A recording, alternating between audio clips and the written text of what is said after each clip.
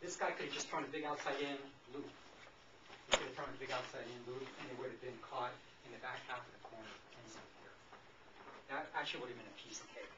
That's certainly a piece of cake for the thrower, right? Just a nice simple dish, OY throw. And I think if done well, he could have gotten enough separation that he could have then caught that throw. It could have been there. The fact that he peeled off, though, it's okay. I mean, he didn't continue and force the thrower to throw a low percentage throw. Because sometimes receivers do that. They try to tempt bait you into throwing it to them, and it's actually a hard throw. He didn't do that. He peeled off. This guy actually might have had a chance for that back corner also here, given this relationship here, knowing that the attention of this guy covering up the short part here was tying up this part of the passing lane. The back is still open here. He actually could have worked or tried to snuck around and gotten that same outside in throw in the back, just by coming around the back, sort of like the back door approach. He's actually peeling off because the thrower had already turned away. The throw is actually looking for a swing or a dump pass now. That's why he peeled off. But it is an option as a receiver because it's an easy throw for the thrower. Okay?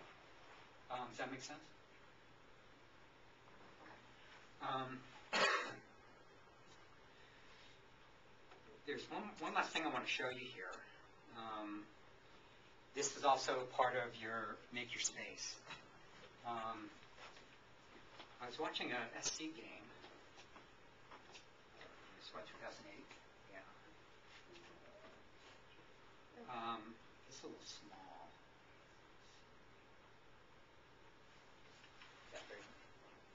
I'm going to play this. It's only like 20 seconds. USC versus Notre Dame. There was a real blowout. And I saw this play, and I nearly fell out of my chair when I saw this, because I thought, man, that's an ultimate play. Here. Not so much you can't run the football.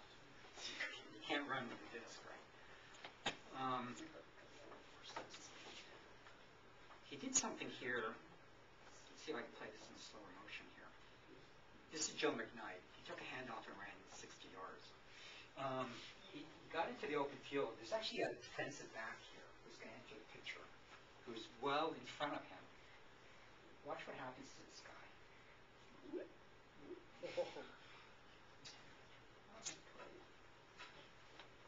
You see the use that McKnight used to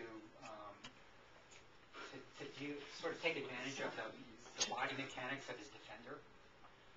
The fact that I mean, this defensive back has the proper angle to catch this guy, right?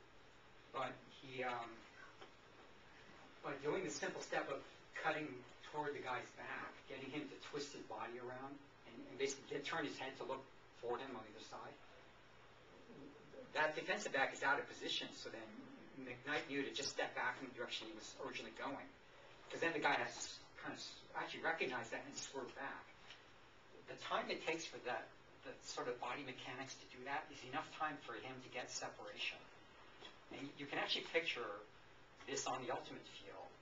If McKnight was running deep for the end zone and the quarterback was the thrower, right? The quarterback has the disc, and he wants to throw to the, in this case here, it's going to be the left end zone, the left side of the end zone. This is like a classic ultimate move when you're downfield to actually lose your defender, gain separation, and make it become an easy target for the thrower. And I think if you were a thrower at like the 50-yard line and you're watching this guy in street deep, kind of right at that moment, you would probably launch kind of a long outside in to the back, to the right, the left side back of the end zone here, and just let him run in under it, and you would have caught it. I mean, that was pretty cool when I saw that, because boy, that's class. That's a classic ultimate move. This kind of tweaking your defender is, you can do this a lot on the field, almost under any situation. It's actually a good way to gain separation if you can step behind your defender and then step back. But there are these kind of little moves that you can do that give you just enough separation that really increase the chance for the thrower to hit you here. Okay. Preview. So as you play, remember these 4 points here, and remember that it's all based on when you're out there reading the field, assessing what's open and what's not open, and then just continually reading and adjusting as you play. If you find that you're doing things by rote, like you're stacking or you're cutting by rote, it means you're not quite doing this here. If you make a cut, it didn't work, you turn around and you're sort of like properly you're clearing out and resetting, but you kind of put your head down and just sort of blinders, run back to your position. You're not using the full breadth of what you could be doing out there. Even when you're clearing out, you should be just reading what's going on around you and seeing if there may be these opportunities where you might be able to do something quickly. Or you might identify that one of your teammates is going to be doing something, and you might be able to do something for that person afterwards. Read and respond, or read and adjust. It should be happening all point long, all game long. And that's part of field awareness. Okay. Any questions about this? Here's a statement. Guys, when we practice, there's something that we're always supposed to do, but there's room for spontaneity on the field, like Okaya was saying. I mean, Harrell might not always love it, but there's room to make your own cut that might not necessarily be what we're supposed to do in the offense, so it'll get us a couple extra yards. And I'll support you guys in doing that at least, you know? Well, thank you. Thanks for your cool. Then you'll run the laps when Ben gives them to you? Yeah, I'll do that. It is true, though, that as you play, during a real game, there's actually lots of opportunities that present themselves if you do these small reads. And so it's really important to be opportunistic. You really want to be as opportunistic as you can in a way that's going to help your team, but doing it in a very sound way. If things are really high, could be really high percentage, and they're opportunistic, go for them. It brings that a little bit of that creative spontaneity to the game, but it also takes advantage of the athleticism that you guys have.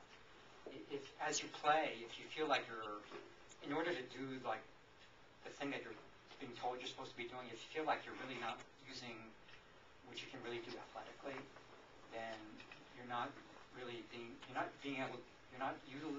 utilizing the best that you might be able to do on the field.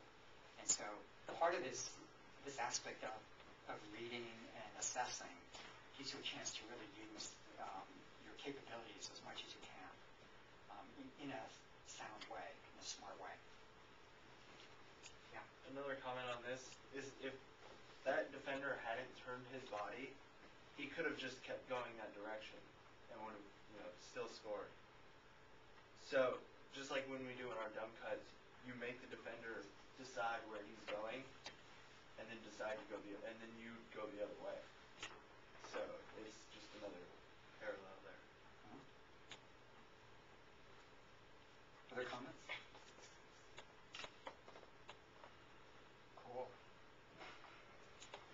I think you guys have a practice. You might see if you can put some of this into action. Is that right? Yeah. We're gonna head over to the IF.